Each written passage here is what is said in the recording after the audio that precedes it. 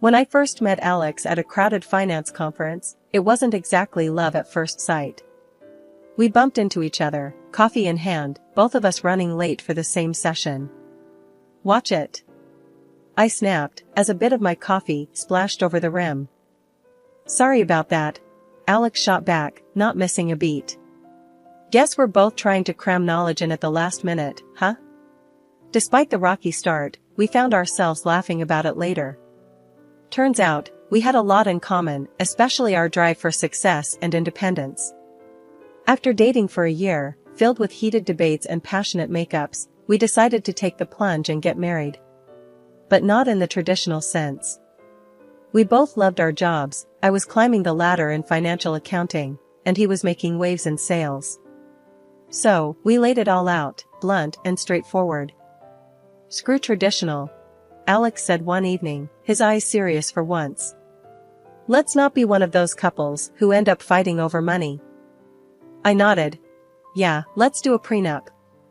Keep what's yours, I'll keep what's mine. If things go south, we walk away clean." The decision to sign a prenuptial agreement was less about distrust and more about mutual respect for our hard-earned careers. We didn't want the potential mess of untangling assets if things didn't work out. Plus, it felt good knowing we'd both entered the marriage as equals. Splitting the bills was a no-brainer. 50-50, Alex agreed. And no whining about who spends more on groceries. I laughed at that. "Deal, but you're not getting out of housework." "I'm not your maid." "Fair enough," he conceded. "But I don't do windows." That's how we started our married life, on a foundation of honesty, equality, and a touch of humor. We opened a joint account, strictly for shared expenses, rent, utilities, and those occasional fancy dinners to celebrate our wins.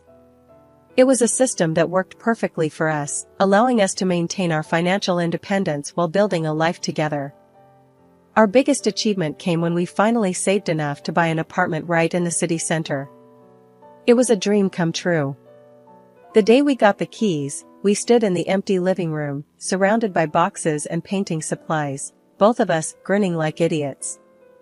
"Look at this place," I said, spreading my arms wide. "Our very own piece of the concrete jungle." Alex wrapped his arms around me from behind, resting his chin on my shoulder. "It's perfect. Just needs a bit of paint and maybe some of those fancy curtains you like." I leaned back into him, feeling the warmth of his body. "We did it, babe. 50-50, all the way." "Yeah," he whispered, kissing the side of my head. "Our perfect little empire." That apartment wasn't just a home, it was a symbol of our partnership, our commitment to walking side by side as equals. We were thrilled, basking in the glow of our joint achievement, blissfully unaware of the challenges that lay ahead. But in that moment, everything felt possible. We had each other, and that was all that mattered. Life with Alex started off on cloud nine. We were the perfect team, or so I thought. We were both climbing our career ladders, supporting each other, or at least that was the plan. Things started changing when Alex's mom, Mrs. Thompson, began dropping by more often. I never really clicked with her.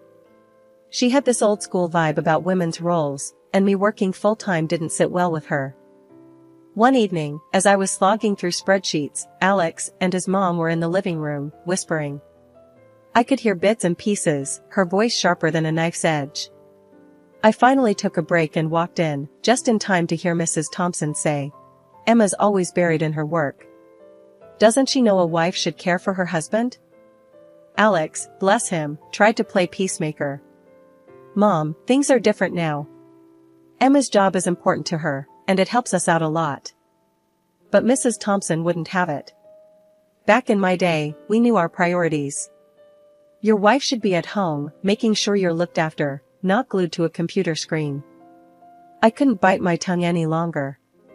"Mrs. Thompson, I respect your views, but times have changed. I'm not just going to sit at home."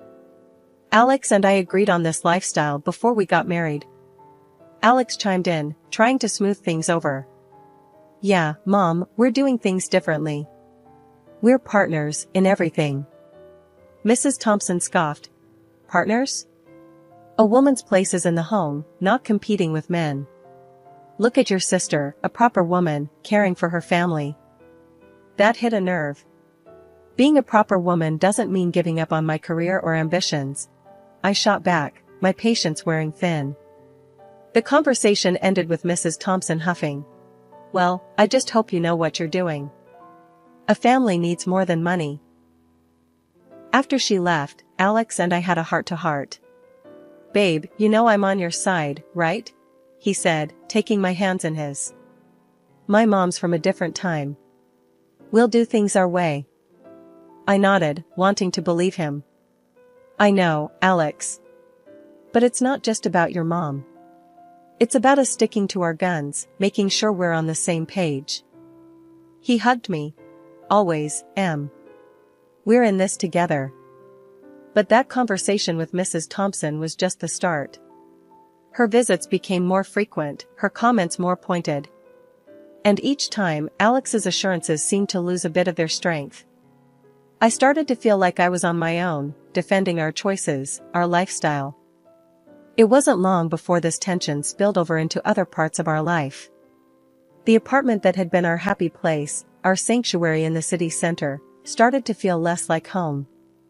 We were thrilled when we bought it, our own little slice of the city. It was supposed to be our fortress against the world, but instead, it began to feel like a battleground for old versus new, tradition versus ambition. Our happy acquisition was turning into a reminder of the growing divide between us, a divide that seemed to widen with every visit from Mrs. Thompson and every silent dinner that followed. Our home, once filled with laughter and plans for the future, now echoed with the unspoken tensions of a partnership strained by external pressures and unmet expectations. The days turned into a pattern I couldn't ignore. I kept the pace at work, juggling numbers and deadlines like a pro, all for the sake of our future. Alex, on the other hand, started showing up home way earlier than usual. At first, I thought it was a temporary thing, but then the pattern stuck. The joint account, once buzzing with regular deposits from both of us, began to feel the absence of his contributions. And then, they stopped altogether. One evening, I decided it was time to address the elephant in the room. Alex, we need to talk about the joint account. What's going on? I asked, trying to keep my tone neutral. He sighed, a bit too heavily. Babe, sales have been in the dumps. I'm not making as much as before. It's a tough time at work. I wasn't panicking, we had savings, and my job was stable. Okay, I get that. Things are rough everywhere. But since you're home early now, maybe you could help out more around here? I suggested, hoping he'd see the logic. Alex, sprawled on the sofa, phone in hand, didn't even bother looking up. Help out? Like how? I was flabbergasted. You know, household stuff. Cooking, cleaning. We're a team, right? He finally looked at me, his expression a mix of disbelief and annoyance. Emma, come on. You know that stuff's your department. I've got enough on my plate. My jaw dropped. My department? What century are you living in, Alex? I'm working just as hard, if not harder. I thought we agreed to share responsibilities. He shrugged, his attention already drifting back to his phone. That's different. You're better at it, anyway. That hit me like a slap. I was counting on an equal partnership, not this outdated script he was suddenly following.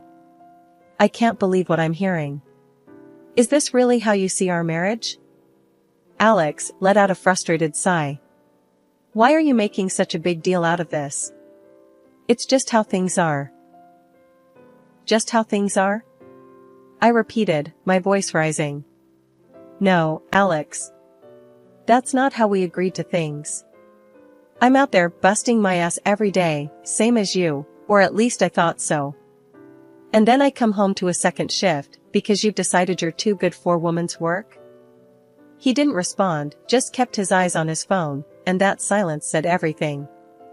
I was seething, hurt, and suddenly very alone in what I thought was a partnership. This wasn't the deal. This wasn't the man I thought I married. We were supposed to be equals, but here I was, feeling like I'd somehow been demoted in my own home. The morning sun barely crept through the curtains when I realized the alarm hadn't gone off. In a frenzy, I scrambled out of bed, my heart racing against the clock. Alex, ever so calm, was sprawled on the couch, his eyes glued to his phone, seemingly oblivious to the chaos. "Alex," I pleaded, half-dressed and struggling to find my other shoe. "I'm running late, and it's going to be a marathon day at work. Can you please handle dinner tonight?" My voice was a mix of hope and desperation, clinging to the slim chance he'd step up. He spared me a brief glance, his attention tethered to the screen. Yeah, he mumbled, a non-committal grunt that did little to assure me. "Got it, dinner. Sure." I paused, the knot in my stomach tightening. "You mean it, right?" Because last time, the memory of coming home to an empty table flashed in my mind, a silent testament to forgotten promises. Alex's annoyance was palpable as he cut me off. I said yes, didn't I? "Go on, don't worry about it." His dismissive wave was the final nudge out the door, leaving me to rush into the day with a heavy heart. The hours at work were a blur, each task piling atop the next, leaving no room for breath or thought. By the time evening wrapped its fingers around the city, I was spent, my body and mind crying for respite. The thought of coming home to a warm meal offered a glimmer of comfort in the exhausting routine my life had become. But the apartment greeted me with silence, an eerie echo of my solitude. The kitchen, untouched, bore no signs of a meal prepared, the table as barren as it had been that morning. Confusion gave way to a sinking realization as I noted Alex's absence. With a trembling hand, I dialed his number, each ring a beat in the mounting dread. His voice, slurred and distant, pierced the quiet. "Yeah? Where are you?" "I thought you were going to handle dinner," I managed, my voice a mix of frustration and disappointment. His laugh, a sound I once adored, now felt like a sharp jab. "Nah, decided to crash at my sister's. You know, where a real dinner happens. Not like our place, eh?" The word stung, a cruel reminder of the chasm between us. "So, my working late to support us makes our home less of a home? Is that it, Alex?" My voice cracked, the hurt spilling over. "Look, Emma, it's not just about dinner. It's about feeling appreciated, you know? Like someone actually cares I'm there." His words, thick with accusations and alcohol, laid bare the fissures in our marriage. The line went dead, but the silence that followed was anything but peaceful. I stood in the middle of our kitchen, a room that once felt like the heart of our home, now just a hollow space. The tears came then, unbidden and relentless, mourning not just a missed meal, but the love and partnership I thought we had. The tension between Alex and me had been simmering just below the surface, but the events of the past few weeks had turned up the heat, threatening to boil over at any moment. The day it all came to a head was like any other, with the weight of unresolved grievances hanging heavy in the air.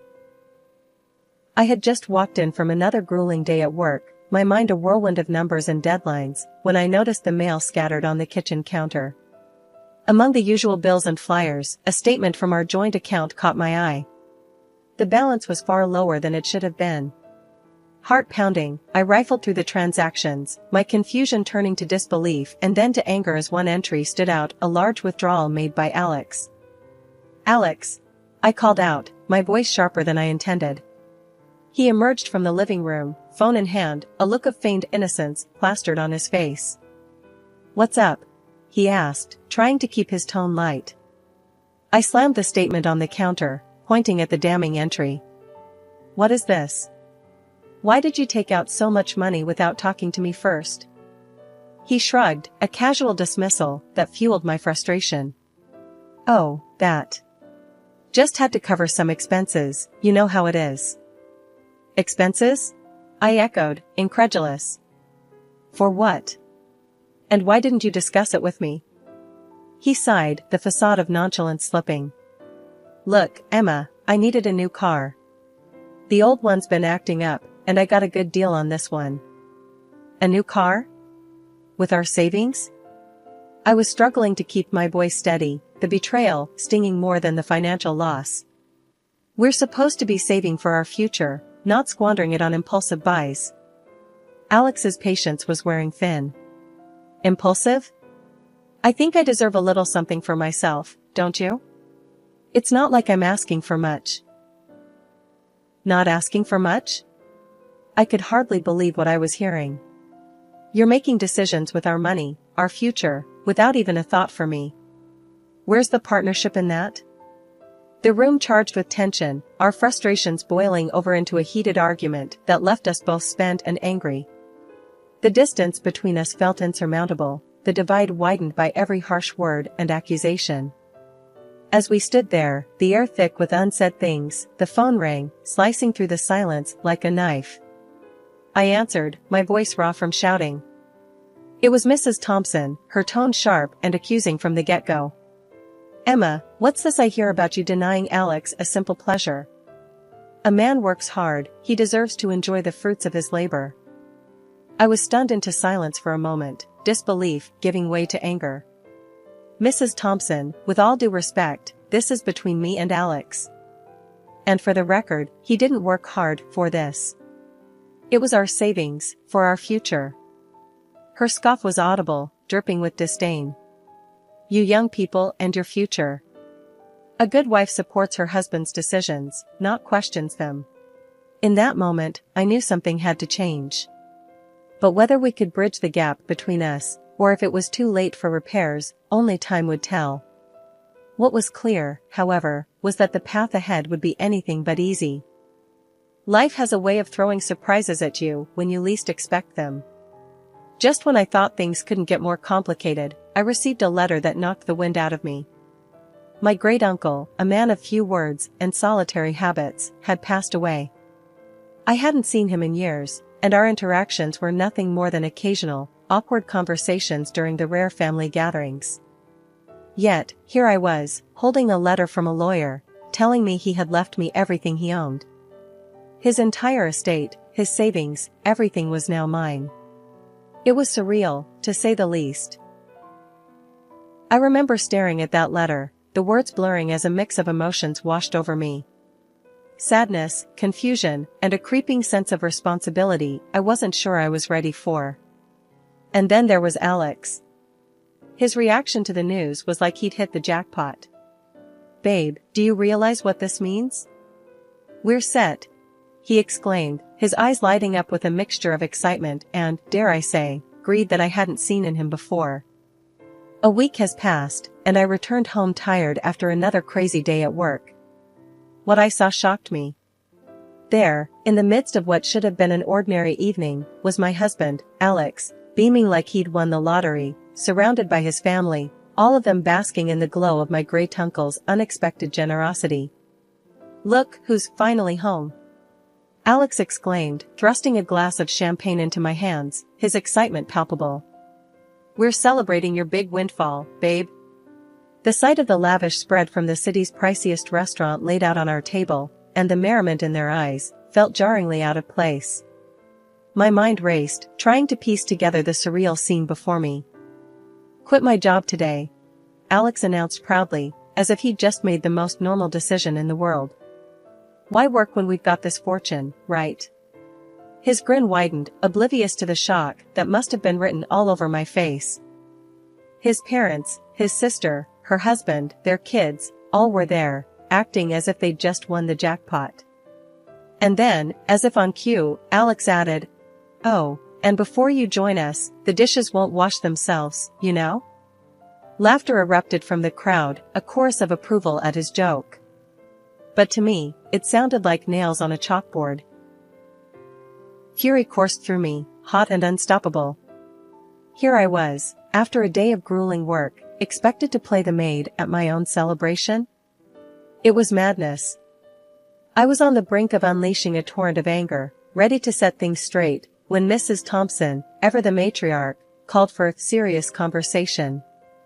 Dragging myself to the armchair, every ounce of my being screamed in protest. What could she possibly say that would make any of this better? My mind was a whirlwind of indignation and disbelief. Were they really so oblivious to the audacity of their actions?